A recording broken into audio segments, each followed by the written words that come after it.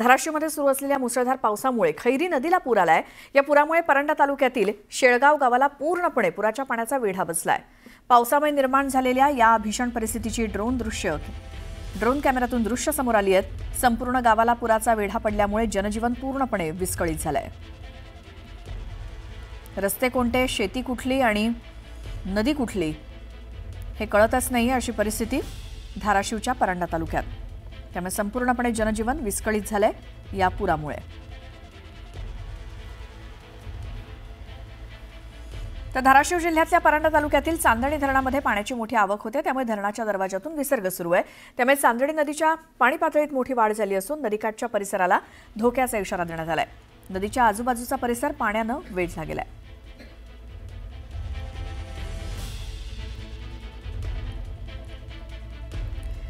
धाराशिवच्या परंडा तालुक्यामध्ये मुसळधार पावसामुळे अतिशय भीषण अशी परिस्थिती, पुलावरनं पाणी वाहत आहे आणि नदीनं तर पात्र सोडलेलं आहे।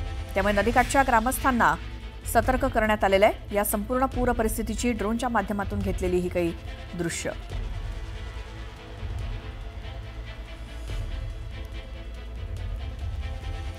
तर परंडा तालुक्यातील वडनेर इथे अतिवृष्टीमुळे झालेल्या पुराच्या पाण्यामध्ये मध्यरात्रीपासून अडकलेल्या एकाच कुटुंबातील 4 जणांना सुखरूप बाहेर काढण्यात यश आलंय। खासदार ओमराजे निंबाळकर यांनी स्वतः एनडीआरएफच्या जवानांसोबत या बचाव कार्यात सहभागी होत कुटुंबाची सुटका केली। या थरारक बचाव कार्यानंतर खासदारांनी फेसबुक पोस्टद्वारे माहिती देत सर्वांचे आभार मानलेत। मिळालेल्या माहितीनुसार परंडा तालुक्यात झालेल्या मुसळधार पावसामुळे वडनेर गावात पूरस्थिती निर्माण झाली होती आणि तिथल्या एका घरामध्ये पाणी शिरल्यामुळे एकाच कुटुंबातील 4 जण रात्री 2 वाजल्यापासून आपल्याच घराच्या छतावरती अडकून पडले होते।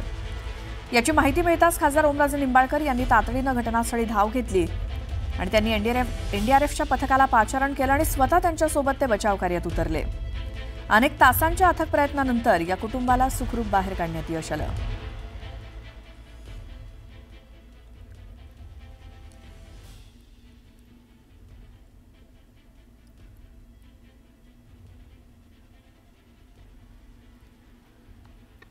तर या संदर्भात स्वतः शिवसेना उद्धव बाळासाहेब ठाकरे पक्षाचे खासदार ओमराजे निंबाळकर आपल्या सोबत आहेत।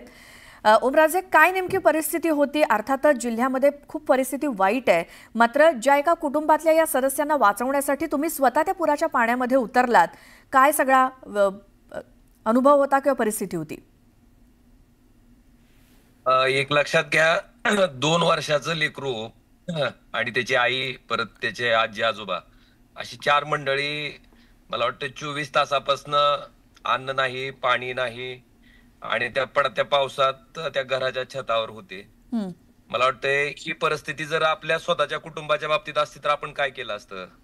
आपण बघत बसलो असतो का? मला वाटतंय त्या ठिकाणी एनडीआरएफचे जवान त्यांना रेस्क्यू केलं होतं, त्यांनी त्यांच्या बोटीत घेतलं होतं। पण एनडीआरएफचे ज्या मागचे प्रोपेलर जे असतात ते काय मोटर चालू होत नव्हत्या आणि त्यांनी पाहतेली जी हे होती, जे दावं बांधलेलं होतं झाडाला, ते सोडणं गरजेचं होतं। मग त्यांनी गावातल्या लोकांना विनंती केली। मग गावातले ज्यांना पोहता येत होते अशा आम्ही सगळे तरुण एकत्र झालो आणि मग त्या झाडाला एक मोठी लाकड्या दांडीचा आधार दिला, कारण पाण्याचा प्रवाह प्रचंड होता आणि त्या प्रवाहात टिकणं म्हणजे काही सोपं नव्हतं। मग त्याला लाकडाचा आधार दिला आणि मग गावातली एक व्यक्ती आणि आम्ही 2 जण त्या झाडापर्यंत पोहोचलो। त्या झाडाच्या बुडापर्यंत तिथं बांधलेली जी दावं होतं, रस्सी होती, ती सोडली आणि मग त्या रस्सीच्या माध्यमातनं, म्हणजे आपल्याला सांगतो इतकी भयंकर परिस्थिती होती की एनडीआरएफच्या जवानांनी सगळ्यांना त्या ठिकाणी रेस्क्यू केलं होतं। सगळे बोटीत होते, एनडीआरएफचे जवानही त्या बोटीत होते आणि ज्यावेळेस ती बोट इकडे यायला लागली प्रवाहाच्या विरुद्ध दिशेने, त्यावेळेस त्या बोटीचं इंजिन बंद पडलं आणि ती बोट तशीच वाहत तिकडे चालली होती। मला वाटतंय त्यांनी बांधलेल्या त्या दाव्यामुळं ते एका बाजूला अडकले आणि अडकल्यानंतर मग आम्ही दावे फेकले त्यांच्याकडे आणि त्या दाव्याच्या म्हणजे रस्सीच्या माध्यमातून त्यांना मग अलीकडे उडून घेतलं आणि मला वाटतं पुढचा अनर्थ टळला। पण एक मात्र गोष्ट निश्चित आहे की आर्मीचे जवान हे स्वतःच्या जीवाची पर्वा न करता आज मराठवाड्यामध्ये प्रचंड प्रमाणात पूर परिस्थिती आहे, धाराशिवमध्ये पूर परिस्थिती आहे, तिथल्या माणसाला वाचवायचा प्रयत्न करताय. मला वाटतं त्यांना दिली जाणारी जी साधनं आहेत ती व्यवस्थित असणं गरजेचं आहे.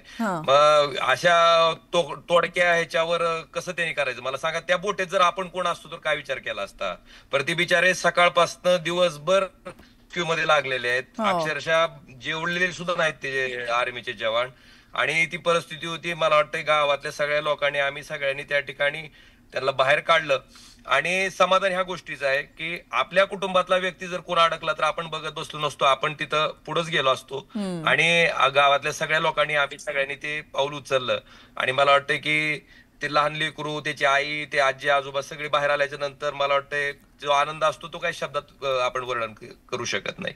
बरोबर आहे ओमराजे. आम्ही दृश्य सुद्धा दाखवतोय, रात्रीची वेळ आहे, साधारण छातीपर्यंत पाणी दिसतंय आणि या पाण्यामध्ये उतरून एनडीआरएफचे जवान तर ते ट्रेंड असतात किंवा त्यांना प्रशिक्षण असतं अशा परिस्थितीमध्ये काय करावं.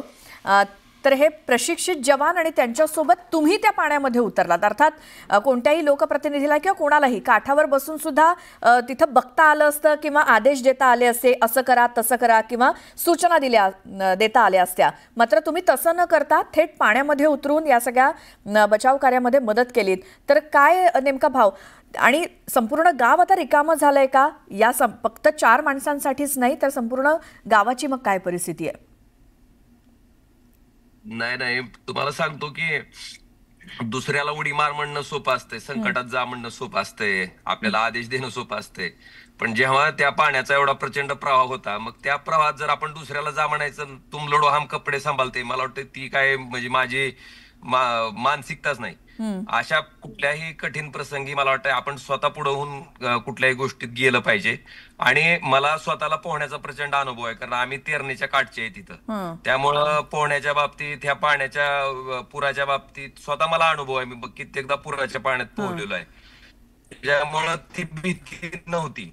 आणि त्या लेकरांना काढणं, त्याच्या आजी आजोबांना काढणं हे गरजेचं होतं. मला वाटतं आपण पुढे होऊन नाही करणार तर मग दुसरं कसं करेल कोण धाडस. त्यामुळे आम्ही सगळेजण गेलो, आम्ही पोहणारीच मंडळी होतो तिथे गेलेली. आणि मग त्यांना रेस्क्यू करण्यात यश आलं, आम्हाला ती दावा आम्हाला हातात घेता आलं. पण एवढं होतं की प्रवाह प्रचंड होता पाण्याचा, म्हणजे परत येत असताना फार म्हणजे भयंकर त्या ठिकाणी पूर्ण शक्ती लावून परत यावं लागत होतं, इतकं पाणी ओढत होतं तिथं मध्ये. ओमराजे, एकतर रात्रीची वेळ होती, पाण्याचा प्रवाह प्रचंड होता, लाईट्स नाहीयेत. समजा दिवस असता किंवा उजेड असता आणि त्यावेळेला जर हे काम केलं असतं तर ते जास्त सोपं झालं असतं. मात्र रात्रीच्या अंधारामध्ये किती कठीण होतं ते. नाही, निश्चित. पण एक विचार करा ना, ती मंडळी जे लेकरू आहे 2 तासापासून, त्याची आई आहे, त्याची आजी आजोबा, त्यांनी काहीच खाल्लेलं नाही, पाणी पण पिलेलं नाही त्यांनी. आपण त्यांना तसंच बस म्हणणं आपल्या समोर दिसत असताना योग्य आहे का? मला खरं त्या एनडीआरएफच्या जवानाचं कौतुक करायचंय की ते बिचाऱ्यांनी दिवसभर रेस्क्यू करून रात्र झालेली असताना सुद्धा न थांबता त्यांनी परत त्यांना रेस्क्यू करायचा निर्णय घेतला. आणि मला वाटतं मग ते संकटात असताना गाव कसं मागं राहिलं, आम्ही कशी मागं राहू, आम्ही पण त्यांच्या बरोबर होतो. आणि एक मनस्वी आनंद आहे. शेवटी कुणाचाही जीव आहे, प्रत्येकाच्या कुटुंबात आपण बघत असतो, मुलगा असेल समजा, प्रत्येकाला आपल्या कुटुंबाबद्दल आत्मीयता असते. आणि निश्चित आनंद आहे. रात्रीची वेळ असली, काही असलं तरी संकटाच्या काळात, संघर्षाच्या काळात मला वाटतं आपण पाठीमागे राहिलं नाही पाहिजे, आपण पुढेच गेलं पाहिजे. आणि जे म्हणतो आपण नेतृत्व प्रत्येक ठिकाणी आपण त्या ठिकाणी पुढे जाऊनच सिद्ध करणं गरजेचं आहे. मग ती संकटाचा असो, भीषण परिस्थिती असो, चांगली असो. बरोबर आहे. अख्ख्या गावामध्ये आता पूर तर आलेला आहे आणि त्या चिखलामध्ये उतरून, त्या पाण्यामध्ये उतरून सगळ्यांना मदत करणं हे खरंच एका लोकप्रतिनिधी म्हणून हे कौतुकास्पदच आहे. आणि काय आता संपूर्ण गावाला मदत करण्यासंदर्भात तुमचा विचार आहे की अनेकांना स्थलांतरित केलेलं असेल, त्यांना तिथे कशा सोयी सुविधा, कुठे त्यांना निवारा मिळालाय, त्यांच्या जेवणाची वगैरे सोय काय, घरं सोडून ते आलेले आहेत, तर त्यासाठी काय केलंय? आपल्या माहितीसाठी म्हणजे परंड्यातलं लाखी म्हणून एक गाव आहे. सकाळी म्हणजे मी 1 वाजता, साधारण 1 वाजल्यापासून फोन यायला चालू झाले की पुराचं पाणी आणि आम्ही अडकलोय म्हणून. मग त्यावेळेस मी सकाळी आमचे जिल्हाधिकारी जे आहेत कीर्ती किरण पुजार, त्यांना मी विनंती केली की असे असे फोन येत आहेत, आपण काय करतोय. तर ते म्हणले की एनडीआरएफची टीम आम्ही पाठवली तिकडे, आणि एनडीआरएफचे जे आमची इथली जिल्हा आपत्ती व्यवस्थापनची होती त्यांच्या माध्यमातून आम्ही करतो. तिथे अशी होती की सगळे रस्ते आपले गेलेले होते, त्यामुळे त्यांना कुठून जाता येत नव्हतं तिथं. मग मी जिल्हाधिकाऱ्यांनी सांगितलं की आपण ह्याच्यासाठी हेलिकॉप्टरसाठी पण आपण रिक्विजिशन पाठवलेलं आहे. मग मी तिथले जे कर्नल होते आर्मीचे, मला वाटतं त्यांचं नाव आहे हे काय नाव त्यांचं, अक्षय कुमार, कर्नल अक्षय कुमार. मी त्यांच्याशी बोललो. ते म्हणले की जे आताचे फ्लाइंग कंडिशन आहे ते आम्हाला म्हणजे उड्डाण करू शकत नाहीत आम्ही, पण जितकं आम्हाला क्लिअरन्स मिळेल वेदरचं आम्ही ताबडतोब उड्डाण करतोय. मी त्यांना सांगितलं की तुमच्याशिवाय आता ही लोक वाचू शकत नाहीत, कारण पाणी कंटिन्यू वाढत चाललंय तिथलं, आणि त्या जी कुटुंब त्या ठिकाणी अडकलेलं होतं त्या आखीमध्ये, त्याचे मुलं मुली त्याच्या कुटुंबातली सगळी व्यक्ती मला फोन करत होते. मग त्याला मी विनंती केल्यानंतर त्यांनी म्हणले की आम्ही कितीही म्हणजे रिस्क घेऊन आम्ही निश्चितपणे फ्लाय करू. मला त्या कर्नलचं सुद्धा मनापासून अभिनंदन करायचंय की देशाची मिलिटरी कशी स्वतःचा जीव त्या ठिकाणी धोक्यात घालून त्यांनी ते हेलिकॉप्टर आणलं, त्या लोकांना लाखीचं रेस्क्यू केलं.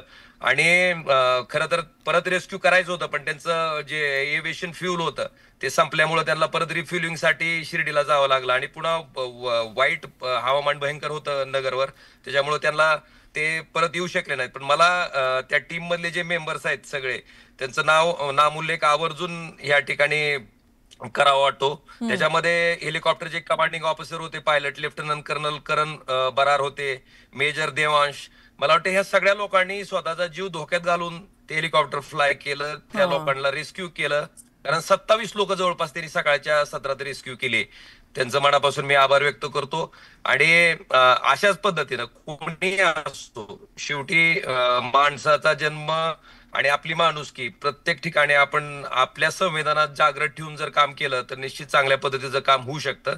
आणि आज आपण जे म्हणताय ते भयंकर म्हणजे इतकी विदारक परिस्थिती कधीही झालेली नसेल, इतकं शेतकऱ्याचं होत्याचं नव्हतं झालेलं आहे. मी काल सुद्धा म्हणलं की सत्ताधारी विरोधक राजकारण हे सगळं चलत राहील, पण आज त्या शेतकऱ्याला मदतीची प्रचंड प्रमाणात गरज आहे. त्यामुळे सरकारनं एखादी योजना करायची म्हटलं तर सरकार कर्ज काढतंय. माझं तर असं म्हणणं आहे की किती पाहिजे तेवढं कर्ज काढा, पण शेतकऱ्याला आता भरीव स्वरूपात त्या ठिकाणी मदत होणं गरजेचं आहे. कारण त्याला जर ह्या संकटातनं उभा करायचा असेल, कारण त्याचं पीक गेलंय, ती जमिनीतली माती होती ती खरडून गेली, जे घर होतं त्या घरात पाणी घुसलंय.